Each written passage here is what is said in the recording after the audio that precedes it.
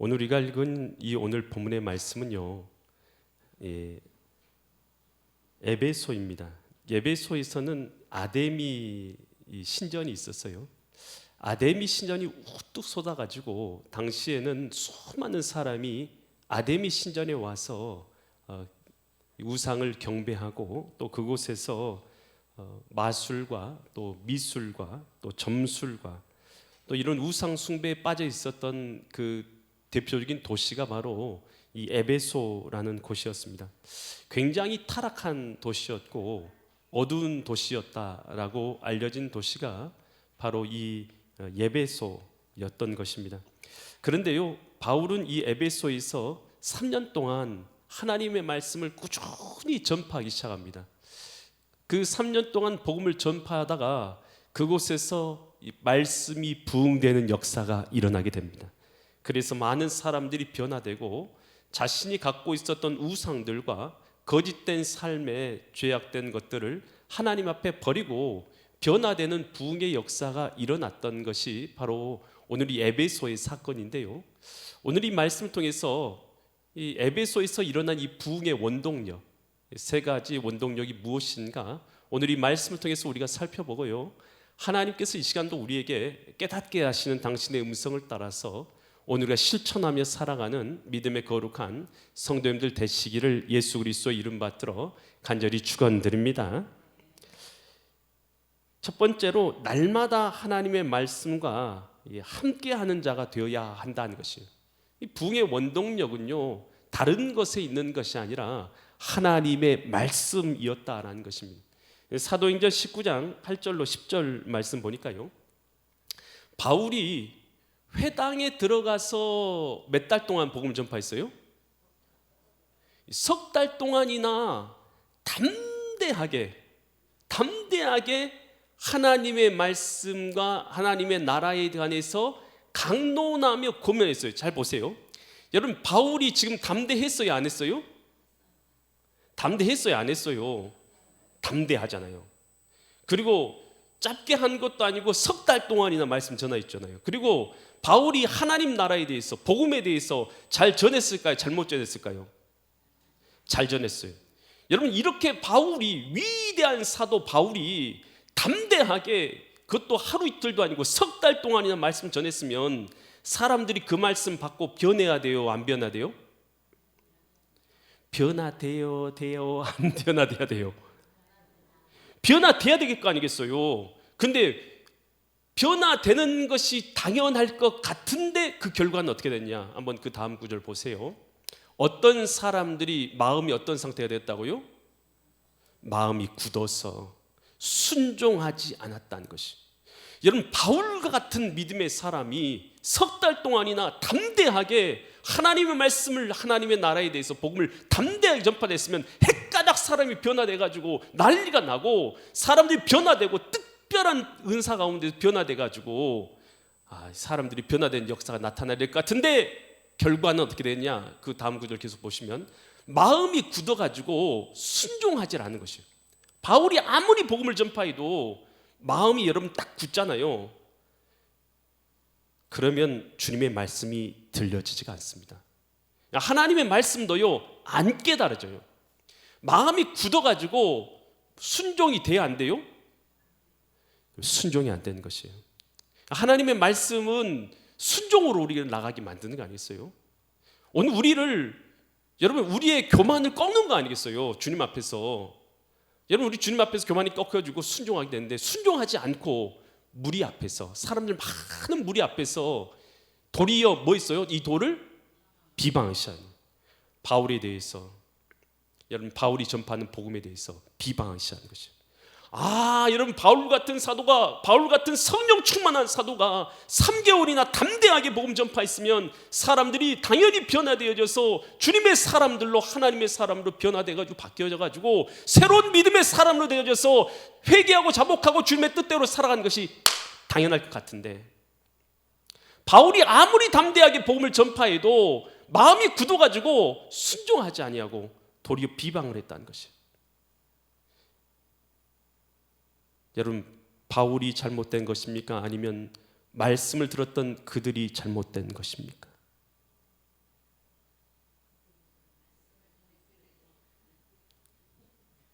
할렐루야.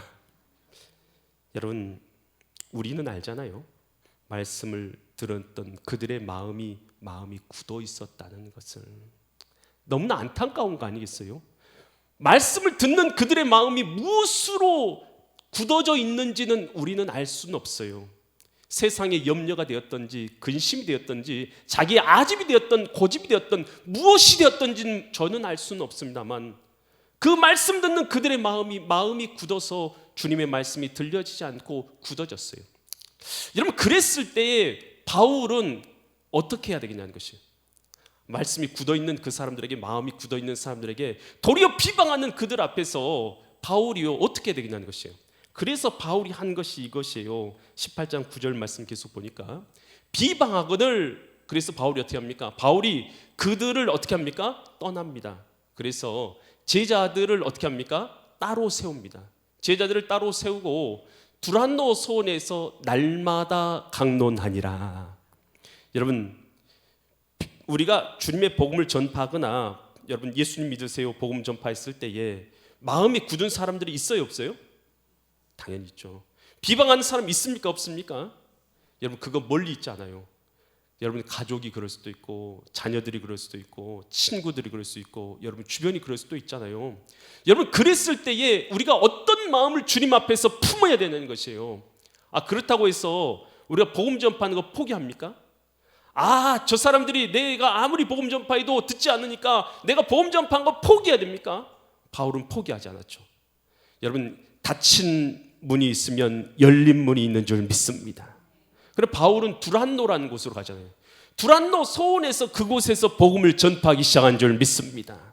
여러분, 하나님은요 반드시 예비하셔요. 영혼에 닫힌 문이 있다면 영혼에 열린 문도 반드시 있는 줄 믿습니다. 여러분, 그래서 바울이 두란노 소원에 가서 어떻게 했냐? 날마다 강론하는데 10절 보니까 몇 해 동안 그렇게 했다고요? 2해면 며칠입니까? 2년 동안.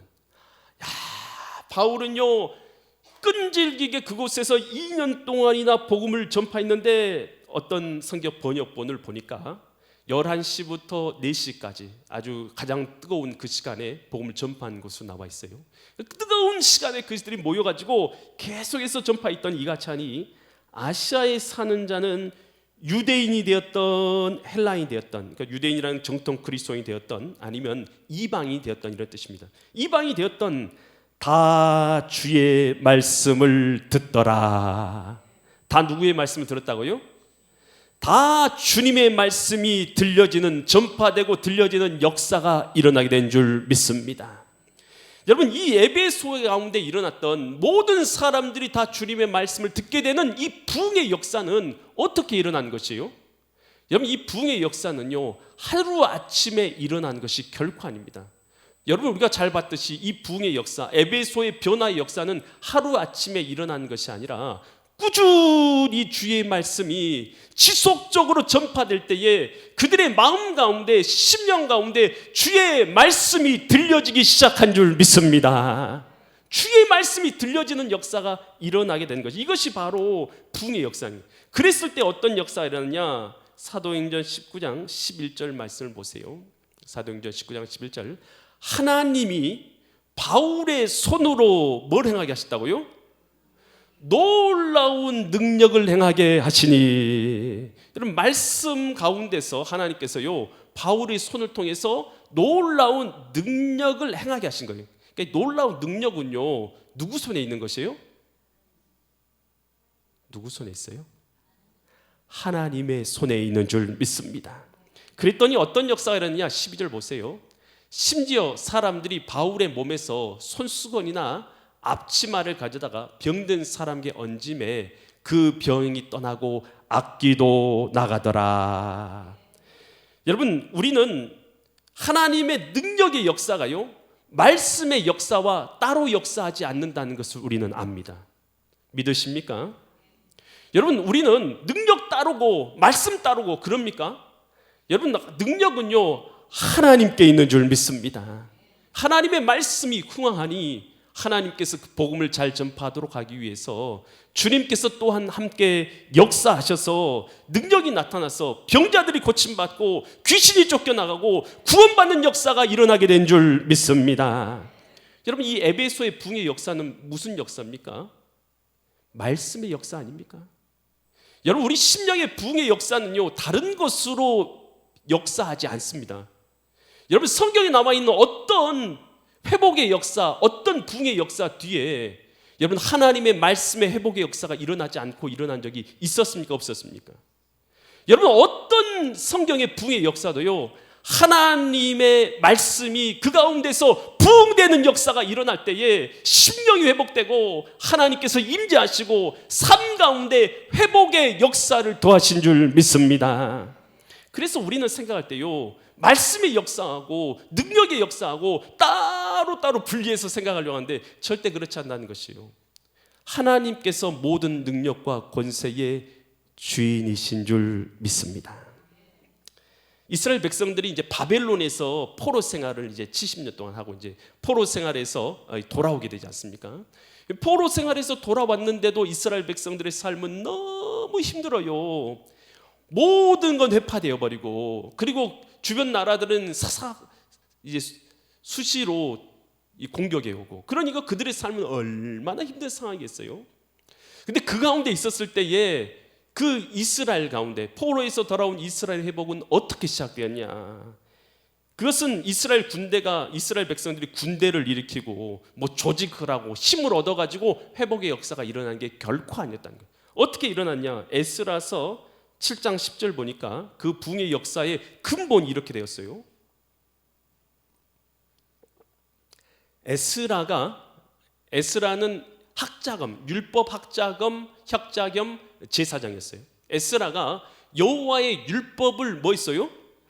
연구해서 순종하여서 율례와 규례를 이스라엘에게 가르치기로 결심하였더라. 에스라가요, 하나님의 바른 말씀을 제대로 전파해 줘야 되겠다. 이스라엘 백성들이 지금 고난받고 괴로움받고 어려움받고 있는 이유는 뭐예요? 여러분, 이스라엘 백성들이 바벨론에 멸망하고 간 것이 누가 가게 한 거예요? 누가 하게 했어요? 마귀가? 사탄이? 여러분 잘 들으세요. 하나님이 가게 하시는 거예요. 여러분, 그래서 우리가 잘 알게 있어요. 우리가 모든 고통이 다 하나님이 말씀하시는 건 아니지만 어떠한 고통은 하나님께서 말씀하시는 수단이다라는 것을 우리는 알아야 됩니다. 그리고 이스라엘 백성들이 바벨론으로 간 것은 여러분, 그들은 하나님 앞에 죄를 범했기 때문에 그렇죠. 그들이 돌아왔지만 여전히 그들은요, 하나님 앞에요, 회복해야 될 회복을 하지 않은 거예요. 그러니 하나님께서 여러분 그들에게요, 회복을 주기 원하셨을 때에 에스라가 등장해서 뭐가 회복이 됐냐? 하나님의 말씀이 그들의 심령 가운데 회복되기 시작한 줄 믿습니다. 그래서 우리의 부흥의 역사는요, 회복의 역사는 다른 것에 있는 것이 아니에요. 하나님의 말씀이 우리 가운데서 회복되어야 될 줄 믿습니다. 심령 가운데 오늘 우리가 하나님의 말씀을 잃어버리고 하나님의 임재를 잃어버리고 하나님과의 연합을 잃어버리고 하나님과 함께함을 잃어버리고 살아갔던 우리 심령 가운데 하나님의 말씀이 들려지고 깨달아지고 하나님 말씀이 내 삶 가운데 역사하는 역사가 우리의 삶 가운데 일어난 것, 이것이 바로 회복의 역사인 줄 믿습니다. 존 칼빈, 우리가 잘 알고 있는 종교 개혁을 이끌어낸 위대한 학자이 겸 그 제사장이라고 할 수 있는 목사였죠. 그가 이제 제네바에서 성경을 항상 가르쳤는데, 그가 가르치는 성경을 전파하는 방식은 어떤 방식이었냐 하면, 어제 했던 말씀, 그 성경을요 차례대로 순서대로 계속해서 말씀을 전파하는 것이에요. 성경을요 계속해서 강의하는데 차례대로 순서대로 계속해서 이 평생, 그의 삶 평생 동안 순서대로 성경 말씀을 강의하는 것입니다. 근데 정치적으로 그가 이제 문제가 생겨가지고 제네바에서 이제 쫓겨나게 돼요. 쫓겨나게 돼가지고 3년 동안 다른 곳에 가서 있다가 다시 정치적 문제가 해결되면서 3년 만에 제네바로 다시 돌아오게 돼요. 근데 다시 돌아온 날, 3년을 떠났다가 다시 돌아왔는데, 다시 돌아와서 한 일은 뭘 했겠어요? 자기가 강해 설교하다가 멈췄던 그 장부터 시작해서 다음 장을 또 설교하기 시작한 거죠. 여러분, 교회에서요 전파해야 될 것은 하나님의 말씀인 줄 믿습니다. 하나님의 말씀이 교회의 주인인 줄 믿으시 바랍니다. 제네바에서요 그는요 계속해서 순서에 따라서 주의 말씀을 그대로 전파한 것이에요. 그랬더니 어떤 역사가 일어났냐, 교회 성도들이요 뭐가 영적으로 바른지 뭐가 영적으로 그른지를 분별할 수 있게 된 줄 믿습니다. 여러분, 하나님의 바른 말씀을 꾸준히 듣다 보면 뭐가 영적으로 바른지 영적으로 그른지 여러분 분별의 영이 생기는 줄 믿습니다. 여러분, 그리고 나서 이 칼빈이 정한 강의 설교는요 주석으로 설교집으로 계속해서 출판되기 시작해서 이것이 어디를 바꿨냐, 유럽 전체를 바꾸게 된 거예요. 그래서 이 칼빈에게 영향을 받았던 사람이요 스코틀랜드의 존 낙스, 괴대한 스코틀랜드를 변화시킨 위대한 사역자가 되잖아요. 이 프랑스의 위구노, 그러니까 프랑스의 개신교도들이 바로 칼빈의 영향을 받은 거예요. 영국의 청교도, 현재 지금 미국이라는 나라를 세운 게 청교도잖아요. 그러니까 이들이 또 그리고 네덜란드의 개혁파, 이런 사람들이, 그러니까 유럽 전체가 바로 이 칼빈의 영향력 가운데서 변화되었는데, 그 변화의 역사는 어디 있었어요? 다른 것이 있는 것이 아니라 날마다 반복되는 하나님의 말씀, 바른 말씀의 강해가 그들의 마음 가운데 변화의 역사를 일으킨 줄 믿습니다. 여러분, 우리 신자도 마찬가지예요. 변화의 역사는 다른 것에 있는 것이 아니라 하나님의 말씀의 역사인 줄 믿습니다. 유진 피터니슨이 쓴 이 책을 먹으라라는 이 책이 있어요. 요한계시록 10장에 나와 있는 이 말씀, 요한이 작은 두루마리를 받아 먹는다라는 이 장면을 해석하면서 하나님 말씀을 읽는 것의 본질에 대해서 이렇게 설명하고 있어요. 말씀을 정보로 소비하는 것이 아니라 음식처럼 먹어서 삶으로 소화해야 한다라고 말합니다. 그는 이렇게 계속해서 말하는데요, 성경을 단지 눈으로 읽고 머리로 아는 지식에 머물러서는 안 된다라는 것이, 성경은 우리에게 정보를 주기 위해 쓰인 책이 아니라 우리의 삶을 빚어내기 위해서 주어졌다. 아멘. 아멘. 아멘. 성경은요 내게 정보를 얻기 위해서 준 게 아니라 내 삶을 빚으시기 위해서 주셨다는 거예요. 우리 성경 말씀을 읽어서 정보를 얻는 것으로 우리가 끝마치는 것이 아니라 우리의 삶이 주님의 뜻대로 빚어져야 될 줄 믿습니다. 그래서 디모데후서 3장 16절에서 이렇게 말하고 있는 것이죠. 모든 성경은 하나님의 감동으로 된 것으로 교훈이 있고 책망이 있고 바르게 하는 것이 있고 의로 교육하기에 유익하다. 아멘. 여러분, 그래서 성경 말씀 통해서 그렇지, 성경 말씀, 설교 말씀 통해서 그렇지, 내가 주님 앞에서 무엇을 잘못했구나, 하나님 나의 믿음 없음을 용서해 주십시오. 하나님, 내가 주님 앞에 말씀대로 살지 못한 것을 불쌍히 여겨 주십시오. 말씀을 가까이 하지 않고 내가 살았던 나의 삶을 회개하오니 용서해 주십시오. 여러분, 이런 회개의 역사가 일어나는 것이 바로 성령의 역사이고 말씀의 붕의 역사인 줄 믿으시기 바랍니다. 두 번째로요, 이 에베소의 붕의 역사는요, 예수님의 예수님과 인격적인 만남과 교제가 빠진 예수 이름을 부적처럼 사용한 것에 대한 경고예요. 경고. 이 창세기 사도행전 19장 13절로 16절 보니까, 그러니까 우리 신앙이라는 것은 뭐냐 하면 하나님과의 인격적인 교제하고 만남이에요. 아멘. 이게 바로 진짜 신앙인 거예요. 여러분, 만약에 생각해 보세요. 여러분들이 저를 안다고 해요. 그런데 저를 안다고 하는데 여러분의 친구의 누구를 통해서 저를 안다. 제 아빠하고 친한 사람입니다. 제 엄마하고 친한 사람입니다. 제 친구하고 친한 사람입니다. 그 목사님, 제 친구하고 친구하고 친한 사람입니다.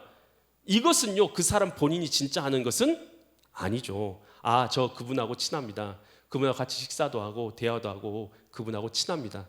이것은 그 사람을 아는 것이죠. 하지만 인격적인 교제가 아닌 누구를 통해서 하는 것, 이것은 진짜 아는 것, 믿는 것 아니라는 것이에요. 이 사도행전 19장 13절부터 보면요, 이에 돌아다니면서 마수라는, 그러니까 귀신 들린 자들이 사도 바울을 통해서 옷수건, 손수건만 올려둬도 귀신 떠나는 거잖아요. 그러니까 그걸 보면서 이에 돌아다니면 마수라는 어떤 유대인들이 시험 삼아서 악귀, 귀신 들린 자에게 뭐라고 말하면 주 예수의 이름을 불러 말하되 내가 누구를 전파하느뇨? 바울이 전파하는 예수를 의지하여 너희에게 명하노라 하더라. 여러분 이거 진짜 믿음이 아니에요? 진짜 믿음입니까? 아닙니까? 뭘 봐서 아닙니까? 그 구절 계속 보여주세요. 뭘 봐서 아니에요? 누구가 전파하느뇨? 여러분 이게 신앙이에요? 바울이 전파하는 예수님을 의지해서 내가 명하노니. 여러분 신앙생활 하는데 여러분 우리가 하나님하고 인격적인 교제를 갖는 것이 신앙생활 아닙니까? 주님, 하나님, 제가 이런 상태입니다. 주님 제 마음 아시죠? 라고 주님 앞에 말씀드리고, 아빠, 아버지, 저의 마음도 알고 계시고 이 시간도 우리와 함께 하신 줄 믿습니다. 이렇게 하나님과 나하고 1대1의 교제와 인격적인 만남과 대화가 있는 것이 신앙생활이고, 진짜 능력은 여기에 있는 것이지 예수 이름을 부적처럼 사용한다고 해서 그것이 성령의 역사가 나타나냐는 거예요. 그런 거 아니잖아요. 신앙생활은 예수 이름의 부적이 아니라 예수님과 나하고 인격적인 교제인 줄 믿습니다. 바울이 전파하는 예수님의 이름을 명하노니 귀신 나가라 그랬다는 것이에요. 그랬더니 어떻게 하냐, 이 사도행전 19장 14절로 계속 보니까 유대인의 한 제사장 스게와 7 아들이 이 일을 행했다는 것이에요. 바울이 전파하는 예수 이름을 명하노니 떠나가라 이런 말을 했다는 거예요. 그랬더니 15절 보니까 악귀가, 귀신이 대답했어요. 뭐라고 이르냐면 내가 누구도 알고요?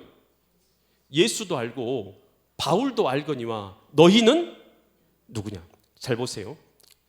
여러분 우리 신앙생활 하기는 하는데 여러분 예수님께서 나를 인정하시고 사탄도 저 사람은 하나님 편이야 인정하는 신앙인이냐, 아니면 오늘 우리는 나는 신앙생활 한다고 하긴 하는데 하나님도 인정 안 해주고 귀신들도 내가 예수님 편인지를 아예 몰라.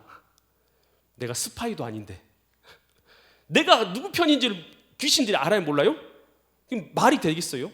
여러분 신앙생활 교회 나와서 예배를 드리긴 드리는데 여러분이 하나님의 편이라는 것을, 하나님께 소속된 사람이라는 것을 누구도 몰라요?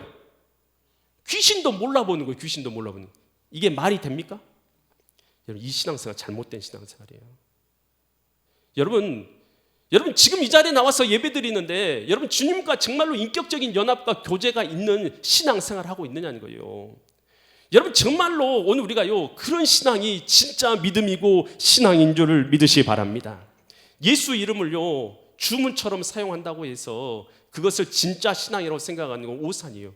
진짜 신앙은 예수님과의 나와의 인격적인 교제에서 이루어지는 연합입니다. 할렐루야. 주님을요 여러분 연합해서 주님과 대화하고 교제하고 살아가고 있다면 여러분 그 신앙이 참 신앙이고 진짜 신앙인 것을 믿으시기 바랍니다. 이스라엘 백성들이요 이 블레셋이하고 이스라엘 백성하고 전쟁이 일어나요. 이 전쟁을 일으킨 사람이 근데 누구예요? 하나님이 일으켰어요. 왜냐하면 이들이 제사를 멸시하거든요. 하나님께 드려지는 제사를 멸시하고 하나님을 부인하면서 인생을 살거든요. 그리고 나서 하나님을 떠나서 온갖 죄를 범하고 우상을 숭배하거든요. 하나님께서 블레셋이란 나라를 들어서 이스라엘 치게 하신 거죠. 그러니까 이 전쟁이 하나님으로 말미암은 전쟁이에요. 근데 전쟁에서 그러니까 이겼을까요? 졌을까요? 졌을까요? 이겼을까요? 당연히 지죠. 당연히 하나님이 불러가지고 전쟁을 일으켰으면 졌겠죠. 지고 있으니까 그들이 어떤 방법을 썼어요?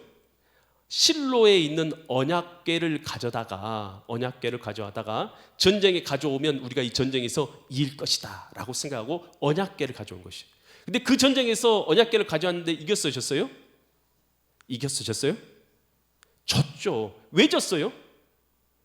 여러분 언약궤 갖고 왔으면 당연히 이겨야죠. 예수 이름으로 증거했으면 당연히 이겨야죠. 그런데 왜 졌어요? 왜 졌어요? 여러분 이거예요. 우리가 하나님께서 뭔가를 말씀하실 때에 본질적인 내 삶의 변화를 갖추진 않아요. 주님께서 원하시는 삶의 변화가 있잖아요. 회개하고 죄를 떠나서 하나님 없이 살아갔던 나의 삶을 회개하고, 믿음 없어서 내가 주님 앞에서 바로 섬기지 못했던 삶을 회개하고 주님 앞에 돌이키는 게 먼저 아닙니까? 여러분, 이게 바로 먼저인데 그것은 없어. 뭐만 있어요? 예수 이름을, 하나님의 이름을, 언약궤를 부적처럼 사용하려고 해요. 절대 이길 수가 없어요. 신앙생활은 이게 아니기 때문이에요. 신앙생활은 그것으로 이길 수 있는 것이 아니기 때문이에요. 신앙생활은 하나님과 나와의 관계의 회복인 줄 믿습니다. 여러분, 저하고 여러분 관계 좋으세요? 나쁘세요? 좋아요? 좋은 사람들은요, 은혜를 많이 누리게 돼요. 왜냐하면 하나님의 말씀 전파하는 사람하고 또 그들의 말씀이 들려지는 역사가 있잖아요. 저를 미워해 보세요. 말씀이 들려집니까? 안 들려집니까? 안 들려져요. 미워하기 시작해봐요. 그러면 말씀이 아무리 전파돼도요, 들려지는 역사가 없다는 것이에요. 그럼 우리가 신앙생활은요, 뭐냐? 하나님과의 관계예요. 좋은 관계를 맺어가는 것입니다. 여러분, 우리가 관계가 틀어져 있다면 관계를 회복하고, 연합이 틀어져 있다면 연합을 회복하고, 주님하고의 하나됨을 회복하는 것, 이게 신앙의 본질인 것이에요. 그럴 때에 하나님 앞에서 우리의 인생에 해결되지 않을 것 같은, 도저히 해결되지 않는 문제는요, 그때 해결되는 줄 믿으시기 바랍니다. 그걸 없이 예수님의 이름만 가지고 문제만 해결해 보려고요, 그거 절대로 해결될 수 있는 방법이 아니다는 것이. A.W. 토저가 쓴 하나님을 아는 지식이라는 책이 있습니다. 여기서 토저는 이런 말이에요. 하나님에 대해 아는 지식과 인격적으로 하나님을 아는 지식은 다르다. 예수님의 이름을 우리가 수천 번 부른다고 해서 능력이 나타나는 것이 아니라, 귀신이 두려워하는 것은 우리의 직분이나 종교적 경력이 아니라 우리 안에 살아 숨쉬고 있는 그리스도와의 살아있는 연합이다. 여러분, 하나님과 살아있는 연합이 있으십니까? 여러분, 주님과 교제가 있으십니까? 여러분, 그것이 있는 사람이요, 그게 바로 능력이고 은혜인 줄 믿습니다. 그럴 때요, 이 에베소의 부흥의 역사는 말씀의 부흥의 역사였고 참된 믿음의 부흥의 역사였을 뿐만 아니라, 세 번째 어떤 부흥의 역사냐 하면 참된 회개의 역사였던 것이. 부흥회에는요, 참된 회개가 반드시 있어요. 이 사도행전 19장 17절 말씀 보니까, 에베소에 사는 유대인들과 헬라인들이 다 이 일을 알고, 이 일이라는 건 어떤 일입니까? 스게워의 일곱 아들들이 바울이 전파하는 예수님의 이름으로 전파하노니 하고 이렇게 명령을 했다가 오히려 귀신에게 당해가지고 발가벗겨져가 도망간 사건을 알고는 모든 사람들이 이 일을 알고 뭐 하게 됐어요? 뭘 두려워합니까? 하나님에 대해서 여러분 두려운 마음을 갖게 된 줄 믿습니다. 신앙생활이 진짜 중요한 건 이거예요. 하나님에 대해서 두려워하는 마음을 갖게 되는 것. 그래서 주 예수의 이름을 뭐 하기 시작했어요? 높이기 시작한 것입니다. 할렐루야. 여러분, 예수의 이름을 높이는 자리로, 예수님이 떠나갔던 사람들이 예수님의 이름을 높이는 자리로 돌아오면, 그러면서 18절 어떤 역사가 일어나냐? 뭐하는 사람들이요? 그러니까 처음 초신자들이 아니라 믿은 사람들이, 그러니까 원래 믿고 있었던 성도들이 많이 와서 뭐 하기 시작했어요? 그러니까 신앙생활 하긴 하는데 뭐가 없었냐 하면, 참된 예수님과 인격과 교제는 없이 그렇게 그냥 신앙생활 했던 사람들이 많이 와서 회개하기 시작해요. 자복하면서 행한 일을 알렸다. 행한 일이라는 것은 자기가 하나님 없이 숨겨놓았던 죄들, 하나님 없이 우리가 거짓 때 행하는 것들, 하나님 없이 숨겨놨던 것들을 다 알리면서 고백하면서 뭘 했느냐? 19절. 또 마술을 행하던 많은 사람들이 마술책, 이 책을 모아가지고 와서 사람들 앞에 모아서 뭐 했어요? 불살라버렸어요. 그 책값을 계산하니 은이 얼마 됐다고요? 5만이 되었다. 이것은 한 사람이 150년 동안 일해서 벌 수 있는 돈의 값어치만큼 있는 것이 얼마나 큰 돈이죠. 그런 것도 서슴없이 나가서 다 태워버렸다는 것이에요. 왜냐하면 이 마술책이 다른 사람의 손에 갔다가는 그것이 또 죄의 도구가 될 수 있잖아요. 그러니까 아까워하지 않고 다 태워버린 것이에요. 여러분, 우리가요, 주님 앞에서 진정한 에베소의 부흥의 역사가 뭘로부터 시작된 것 같아요? 진정한 에베소의 부흥의 역사는요, 다른 게 아니에요. 회개의 역사인 줄 믿습니다. 믿음의 사람들이 주님 앞에서 참되로 자기가 두려워하지 않고 생활했던, 믿음 없이 살았던 회개하고, 믿음을 회복해서 주님 제가 믿음이 없어서 이것도 못하고 주님의 뜻대로 이렇게 살아가지 못하고 말씀대로 순종하지 못하고 말씀 가까이도 하지 않고 인격적인 교제도 없이 살았네요. 주님 내 죄를 용서해 주십시오.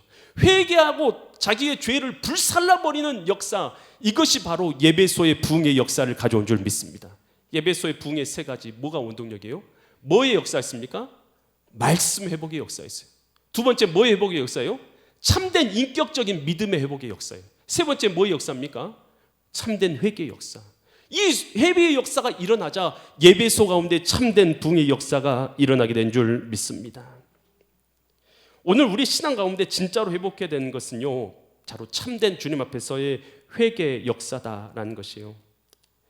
이 한국 기독교 역사를 바꾼 것은 1907년에 있었던 평양 대부흥운동입니다.